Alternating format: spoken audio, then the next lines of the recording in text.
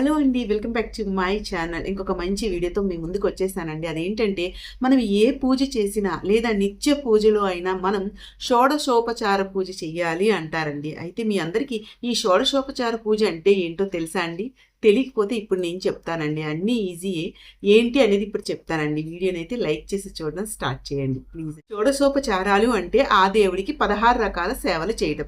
ఎలా అయితే మన ఇంటికి అతిథులు వచ్చినప్పుడు సేవలు చేస్తామో అలాగే ఆ దేవుడికి 16 రకాల సేవలు చేస్తూ సంపూర్ణమైనటువంటి పూజ చేయడం. అందులో మొదటిది ఆవాహనం, అంటే దేవుణ్ణి మన మనస్సులోకి విగ్రహంలోకి ఆహ్వానించటం.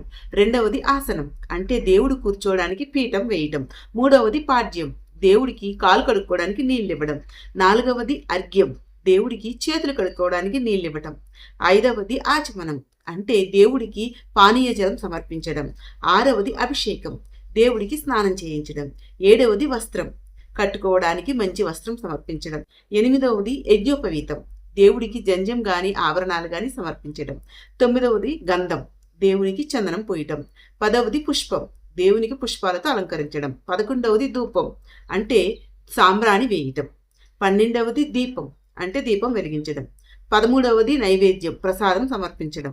14వది తాంబూలం, దేవుడికి తాంబూలం ఇవ్వటం. 15వది నీరాజనం, అంటే మంగళహారతి ఇవ్వటం.